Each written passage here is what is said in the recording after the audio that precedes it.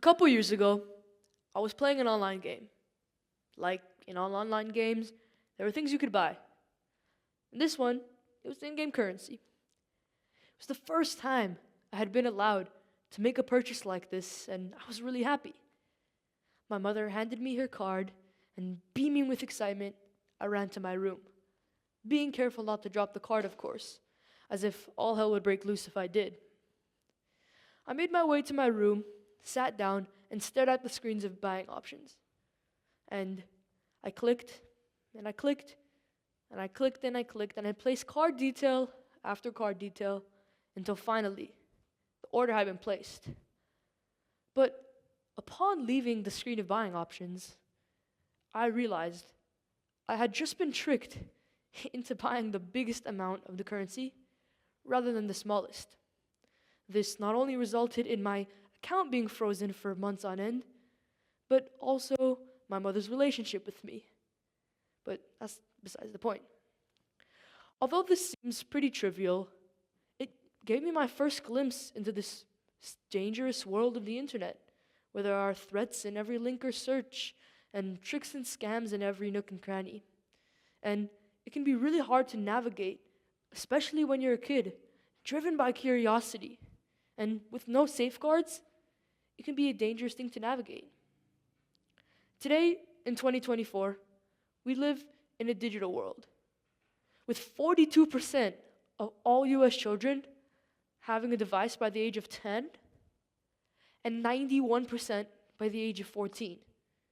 So, with kids on their devices more than ever, parents have been more concerned than ever.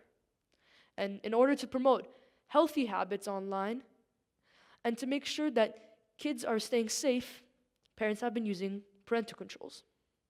But are these parental controls really effective? Well, when these parental controls are on, their only real function is to limit screen time. And many of them don't protect us from the dangers of the web. And a lot of the times, kids can be sneaky and just break through the parental controls as a whole, either by finding the password or somehow getting through the software. Of course, I would never, I'm an angel, but that's besides the point again. So that's when I realized we need a software, something to protect us kids, something that's not easily bypassable, something that can find your real age and block out any dangerous sites. And that's when it hit me. We have existing Face ID software, which tracks our faces and all of our features, including our eyes. And according to a study by CNN, our eyes hold the true key to our biological age. Why is that?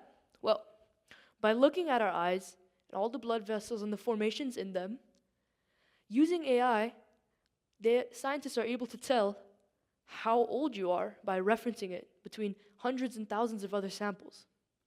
This type of software is what we see in the movies when the rocket's about to launch and they use their eye to open the door. So, imagine having this software and using it with our devices, since it's already there, and having a software that blocks you out from any potentially dangerous or inappropriate sites by scanning your face and finding your age. Imagine, kid just came back from school, he's tired, a couple assignments to do, his dad is yelling at him, get the work done first, and then do your gaming and whatever, and he decides to listen this time. He searches up Google Classroom. First link, Google Classroom. Second, free money. Only if you give them your address and email. Small price to pay. The kid who can naturally use a few extra piggy bank dollars clicks on the second link. But, oh no, they're greeted by a black screen that says site blocked. What a sad day. They just lost their opportunity to make a few extra bucks. Well, not quite. That would be the software, working effectively and efficiently, scanning the user's face, finding their age, finding the site's potential malicious intentions, and blocking him out.